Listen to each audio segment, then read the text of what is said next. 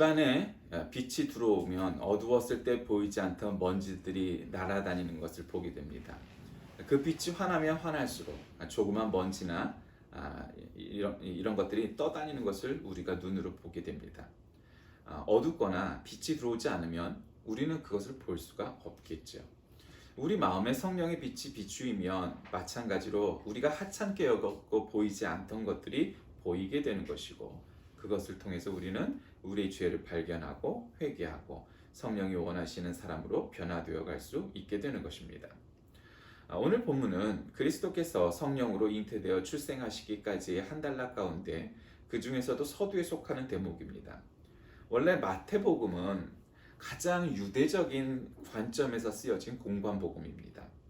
아브라함과 다윗의 자손 예수 그리스도의 세계를 그 후손들에 대한 족보를 이야기하면서부터 이야기하죠.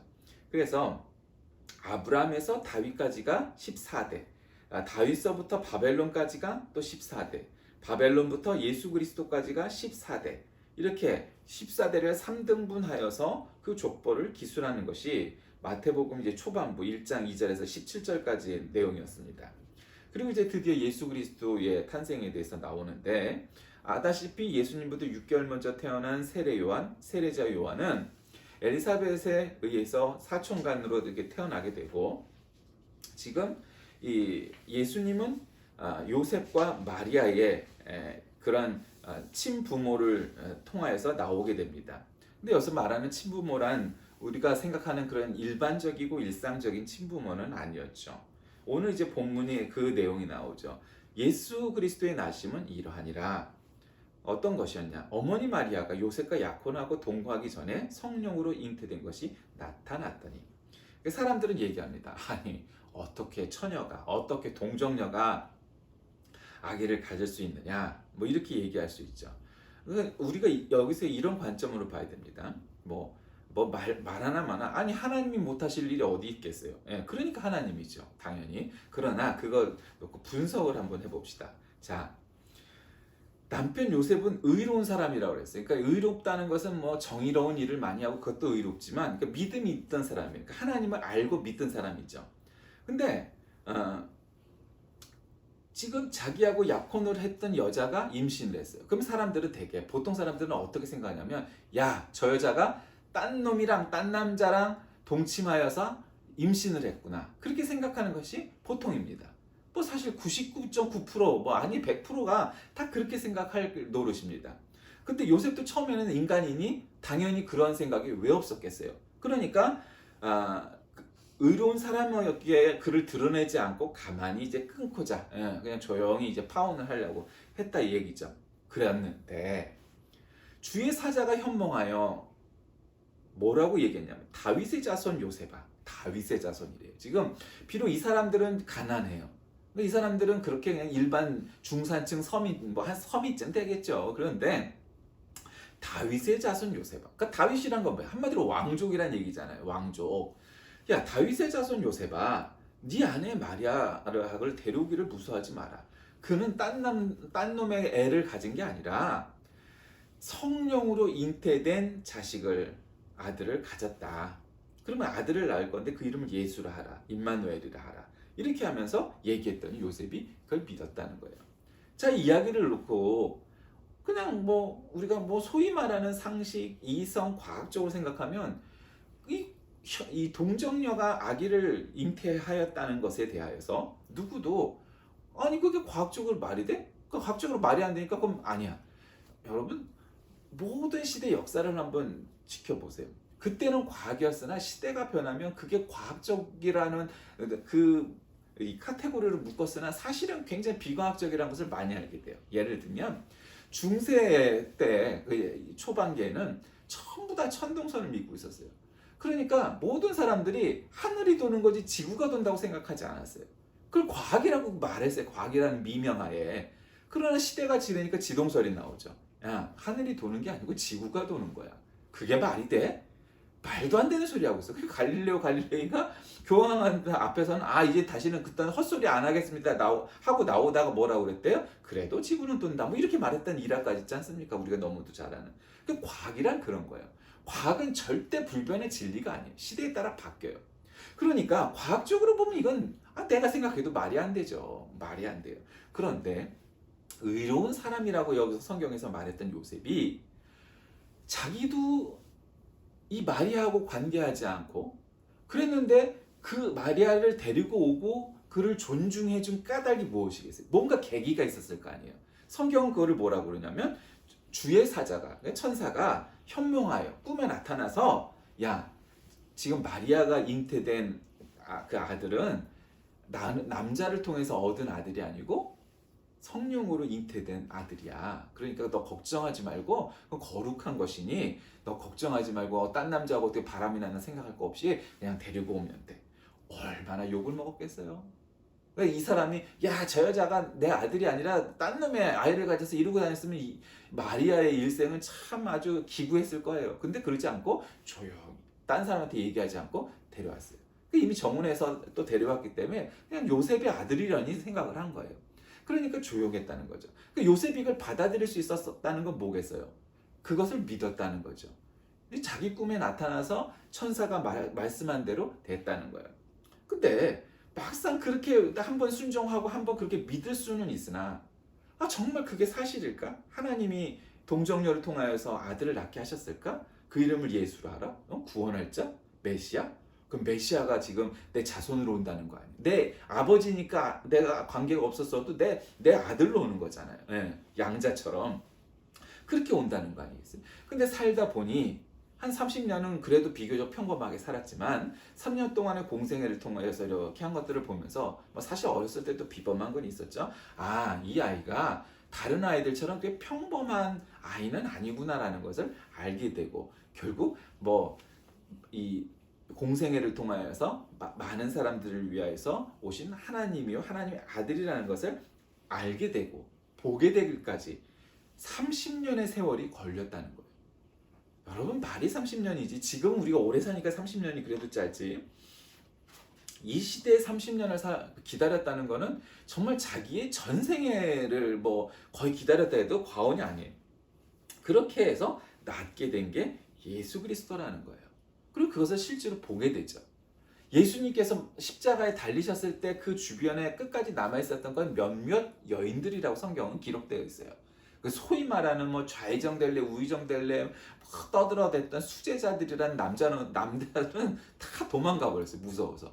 그리고 그나마 잘 이렇게 붙잡고 죽이지 않을 것 같은 여자들이나 몇몇 할머니들이나 남아있어요. 지금으로 얘기하면 교회 권사님들이나 남아있었던 거예요. 예. 왜 다른 사람들이 뭐라고 하지 않을 잡고 죽이고 이러지 않을 것 같은. 근데 그 중에 어머니 마리아도 그곳에 있었다는 것을 우리가 성경을 통해서 알게 됩니다. 그렇게 예수님이 잉태되었고 태어나시게 되는 것이죠. 왜 하나님은 우리에게 그냥 차라리 그냥 하늘로부터 짠 하고 구름 타고 헐헐 그리고 또 성인이 된 예수님께서 그렇게 구름 타고 말이야 무슨 손오공처럼 내려오셨으면 폼도 나셨을 것 같은데 왜 굳이 여러분 성경은 구약 성경 때서부터 다시 오실 메시아가 참 신이요 참 하나님이요 참 인간이심을 가리키고 있습니다. 그러니까 그것이 이해하기도 쉽지 않고 설명하기도 쉽지 않으나 그게 사실이에요. 그러니까 예수님은 남자의 자손이 아니에요. 남자들은 그러니까 사람들은 모두 남자의 자손이에요. 씨가 다 남자로부터 나와서 어머니에게서 잉태돼서 태어나는 거죠. 그러니까 그 씨가 다 누구 씨? 남자의 씨예요. 그러니까 그건 남자의 씨예요. 즉 아담의 씨예요. 그 아담의 자손이란 거는 다 죄인들인 거예요. 그러니까 남자로부터 비롯된 사람들은 그러니까 남자뿐만 아니라 여자도 다 죄인인 거예요. 그런데 예수님 남자로 비롯된 분이 아니에요. 여자의 후손이에요. 여자의 자손이에요. 그러니까 예수님은 죄 없이 무죄하게 태어날 수밖에 없어야 되는데 그러기 위해서는 남자를 통하지 않고 아담을 통하지 않고 태어나야만 즉 성령으로만 태어나야 그것이 죄 없이 태어나실 수 있는 분이에요. 그러니까 태어나는 것 자체가 달라야만 했던 거죠. 그러니까 하나님은 인간적인 모습으로 사람처럼 비슷하게 나오나 사람과 근본적으로 다른 그러한 탄생을 준비하셨던 것이죠. 그렇게 예수님을 우리에게 주시는 거였습니다. 하나님께서는 중보자이신 그리스도를 이 세상에 보내실 때 확실한 증표를 주셨습니다. 그건 뭐 적그리스도, 뭐 이단, 뭐 이런 것들의 미혹을 방지하기 위해서도 그렇지만 적극적인 의미에서 보면 중보자가 될 수 있는 필수 조건으로서도 마찬가지죠. 자, 메시아로 인정받을 수 있는 게 뭐냐? 이사야 7장 14절에 그러므로 주께서 친히 징조로 너희에게 주실 것이라 보라 처녀가 잉태하여 아들을 낳을 것이요. 그러니까 처녀가 잉태하는 거예요. 처녀가 잉태하여. 여러분 세상 어디에도 여러 가지 신화가 있죠. 뭐 아래서 깨어났다는 신화도 있고 뭐 여러 가지 신화가 있어요. 그건 뭐 신화죠. 말 그대로. 그 왕이 왕권을 잡은 뒤에 그런 어떤 왕권을 강화하기 위해서 만드는 어떤 신화, 조작된 신화들이죠. 왕께 구성하는 신화들이에요. 그러나 예수님의 이야기는 그러한 종류와 차원의 신화와는 격이 다른, 차원이 다른 거죠. 그러니까 처녀가 잉태하여 아들을 낳았다는 거예요. 처녀가 잉태하여 낳은 아들이 곧 임마누엘이 됩니다. 이처럼 임마누엘의 자격 요건은 동정녀 잉태입니다. 동정녀 잉태는 메시아 초림의 당위적인 요소입니다. 죽음 가운데서 다시 살아나실 뿐만 아니라 승탄하신 주인데 그것이 이 예수 그리스도의 마지막 모습이라면 처음 이 초림 예수의 모습은 결국 뭐냐? 동정녀로 잉태되어서 우리에게 오셔야만 하는 거예요.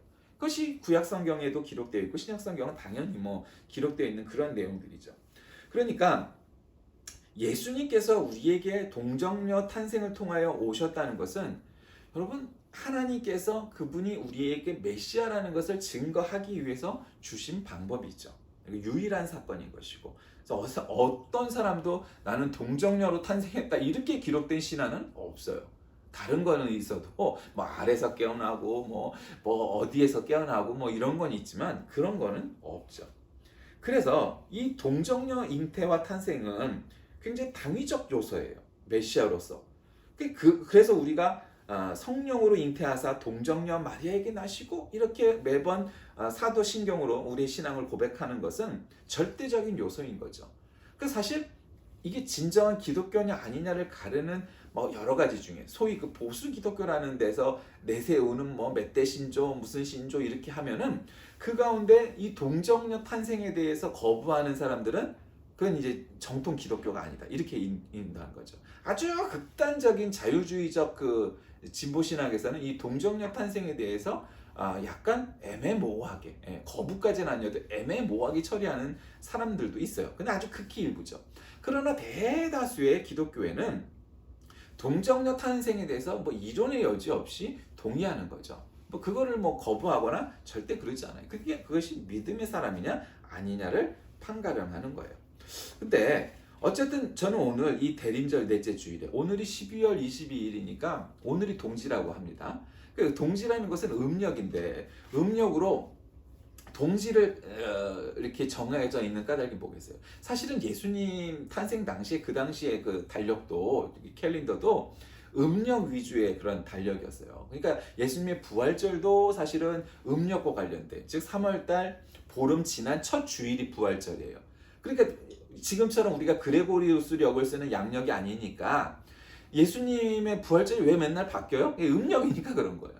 우리가 추석이나 설날도 매해 바뀌잖아요. 날짜가 양력으로 봤을 땐. 그러나 그 날짜는 바뀔 게 아니에요. 그런 것처럼 예수님의 탄생도 이 동지를 근거로 했어요. 물론 근데 이제 동지가 성탄절이 이방신을 모시는 그러한 날의 동지, 서양에도 우리하고 비스무리한 동지를 기리는 절기가 있어요. 이방신에 대해서. 그걸 했기 때문에 이거는 적절하지 않다. 뭐 이런 얘기도 해요. 그러나 예수님 태어나신 게 요때쯤인 건 사실이에요. 그러나 예수님의 탄생이 매달 며칠이다 성경에 기록되어 있지 않고 역사가들도 그걸 정확히 알지 못해요.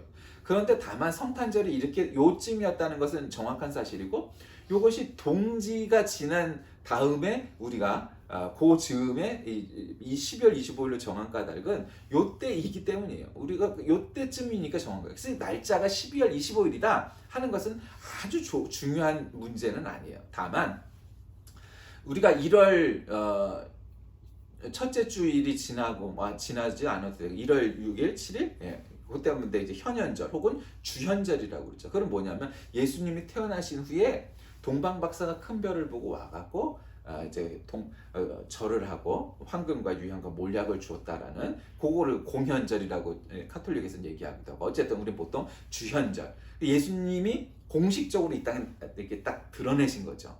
그러니까 그게 그때쯤이니까 날짜가 당연히 예수님이 태어나신 건 그 전이니까 성탄절 즈음이 되는 거예요.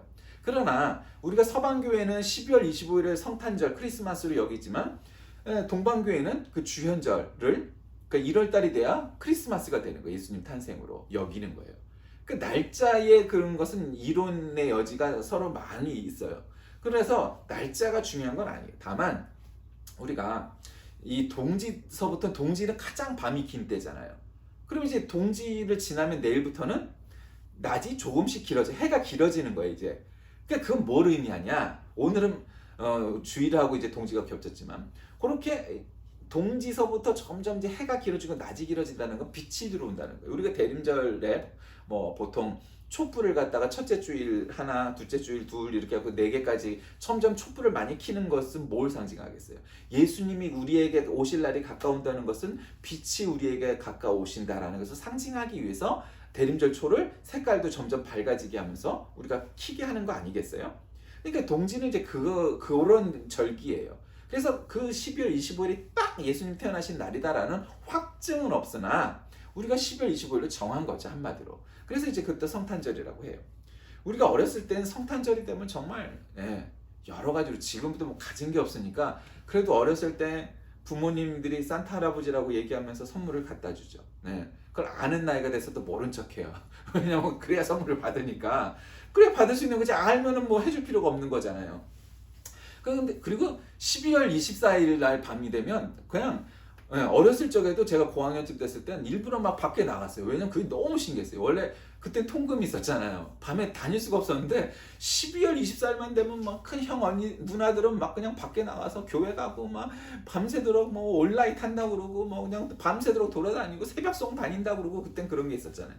근데 지금은 교회도 그런 게 없어졌어요. 새벽송 간다고 그러보세요. 제가 새벽성을 교회에서 해본 게 언젠가 전도사 때 했나 초임 목사 때 했나 아마 전도사 때인 것 같기도 하고 뭐 하여튼 초임 목사 때인 거. 요즘은 하여튼 새벽성을 안 하잖아요. 그러니까 그만큼 젊은 애들 뭐 그냥 교회 모여서 놀든 밖에 나가서 뭘 하고들 놀든 간에 뭐 놀죠. 그냥 그런 날이 돼 버렸어요. 이제는 막 서울 시내에도 나가보면은 커피값도 2배, 음식값도 2배 뭐 이렇게 받아가면서 자리세는 2배 받고 뭐 이런 날이 돼 버렸고요. 그러나 어쨌든 성탄절은 참 1년 중에 가장 즐겁고 행복했던 기간이었던 것만은 분명한 사실인 것 같아요. 선물도 받고 교회에서 성탄 행사 한다면 성극도 하고 찬양도 하고 뭐 성시 낭독도 하고 뭐 이것저것 막 준비해 갖고 하면 재미있기도 하고. 여러분 우리 어렸을 때 그렇게 이렇게 버라이어티한 쇼가 어디 있었겠어요. 막 그 연극 준비한다고 그러고 막 고구마 구워 먹고 국수 삶아 먹고 뭐 떡국 먹고 이래 가면서 막 성탄절 준비하잖아요. 그 서로 박수 쳐주고 별것 아닌 솜씨였어도 실수를 많이 해도 어른들이 다 박수를 쳐줬어요. 귀엽다고 예쁘다고. 그러면서 서로 축하해줬어요. 선물도 나누고. 근데 요즘은 길거리에서도 성탄절인지 아닌지 알 수가 없어요. 그냥 뭐 음식점이나 술집에 장식한 것들만 있지 크리스마스 트리도 별로 없고 크리스마스 캐롤도 별로 들을 일이 없고 뭐 이제 길거리가 그렇잖아요. 그러니까 어떤 면에서는 그게 성숙해져 가는 단면이기도 하지만 어떤 면에서 보면은 성탄절의 분위기가 오히려 이제는 더 신앙적인 차원으로 성숙화되어야 되겠다. 그러니까 예수님께서 우리에게 오신 것은 선물로 오신 거잖아요. 그 우리도 우리들의 이웃들에게 특별히 선물이 필요한 사람들에게 선물을 주는 나누는 그러한 계절이 되어야 하지 않을까 이런 것입니다. 오늘 저는 이 말씀을 예수님의 탄생과 관련해서 거룩한 가정이라고 제목을 잡았습니다. 여러분 다시 한번 오늘 본문으로 돌아가서 이 마리아와 요셉이라는 이 가정에 그래서 카톨릭에서는 이것을 성가정이라고 그래요. 근데 그들이 예수님의 탄생을 밟기 위해서는 뭐 다윗의 이 마리아나 요셉은 다 다윗의 자손이기도 했고 그러기도 했지만 그래서 구약의 예언에 다윗의 자손이라고 예수 메시아를 그렇게 표현했기 때문에 당연히 뭐 근데 왜 다윗의 자손이 여기만 있었던 건 아닐 거 아니에요. 근데 왜 마리아와 요셉이었을까 한번 생각해 보셨어요? 그들이 하나님 보시기에 합당한 사람이었지 않겠어요? 그 한마디로 거룩한 가정, 믿음의 가정이었으니까 그런 복을 받은 거예요. 여러분 내 아들이 예수 그리스도라고 생각해 보세요. 이건 뭐 세상의 왕, 내가 왕이 아버지가 되는 것보다 더한 영광 아니겠어요? 나는 그냥 목수야. 나는 그냥 서민에 불과해. 아무리 우리 족보가 다윗의 자손이라고 해도 나는 그저 가난한 목수에 불과해. 그냥 하루하루 먹고 살기에 바빠. 그러니까 목수가 무슨 세상적으로 뭐 출세하고 어마어마하게 부자가 될 가능성은 그 당시에는 없어요. 지금은 오히려 다른 가능성이라도 있겠죠. 뭐가 됐든. 근데 그때는 평생 목수를 해서 그냥 먹고 사는데 끝나는 것이지, 뭐 어마어마한 무슨 뭐 공을 세우고 뭐 이루느라는 것은 정말 드라마틱한 일이지 없어요. 그런데 그 가난한 요셉의 그리고 마리아의 아들로 메시아가 오셨다는 거예요. 이게 하나님께서 그러면 그 두 사람을 선택했을 때는 그럴 만한 이유가 있었을 거예요. 그들의 믿음이 어떠했을까요? 성경은 그것에 대해서 그렇게 디테일하게 기록하지는 않아요. 뭐 의로운 사람이었다라든가 믿음의 사람이었다라든가 그냥 그렇게 그냥 아주 심플하고 단순하게 표현하고 있어요. 그런데 저는 그것이 합당하다고 봐요. 예를 들면 우리가 마리아의 혹은 요셉의 카톨릭처럼 그래서 성모 마리아한테 기도하고 뭐 이런 일을 우리는 우를 범하지 않잖아요. 우리는 성경적이니까. 그냥 그들은 정말 의로운 사람이고 믿음의 사람이었고 거룩한 사람들이었어요. 그러니 하나님이 선택하신 거예요. 성가정으로, 거룩한 가정으로. 그것까지는 우리가 충분히 인정해야 돼요. 사람으로서 그런 영광을 입고 은혜를 받는다는 것은 정말 역사상 더 한 번이지 두 번은 있을 수도 없는 일이잖아요. 재림 예수는 아기로 오시진 않을 거 아니에요. 그렇죠? 우리가 상식적으로 어떤 신학자도 예수님이 재림하실 때 아기로 다시 오신다고 하지 않아요. 그러니까 지금 재림 예수라고 하는 놈들은 다 가짜예요. 그런 얘기는 저도 들어본 적이 없어요. 그러니 왜냐하면 예수님께서 부활 승천하실 때 올라갔던 모습 그대로 내려오신다고 했으니까 아기 예수로 오실 이유는 없는 거예요. 그러니까 모든 사람들이 다 그렇게 얘기해요. 그러니까 여기서 아기로 태어나고 자라는 사람들은 재림 예수가 아니에요. 그건 그렇고. 그래서 이 거룩한 가정, 성가정을 이루었던 예수님과 마리아와 요셉의 이 가정이 얼마나 모범적인 믿음의 가정이었을까? 그들은 세상적으로 보면은 그냥 평범한 가정에 불과했을 거예요. 여러분 우리도 지금 목수면은 뭐 특별한 뭐 진짜 무슨 뭐 한옥을 짓는 대목장 뭐 그런 사람들 빼고는 그냥 평범한 목수는 그냥 평범한 서민이고 평범한 직업을 가진 사람들이잖아요. 그 당시에도 그랬을 거라고요. 그런데 그들에게는 특별함이 있었다는데 그건 딱 한 가지예요. 예수 그리스도가 그 가정에 오셨다는 거죠. 근데 예수 그리스도께서 그 가정을 통해서 오셨다는 그 저변에 그 밑에는 뭐가 깔려 있었겠어요?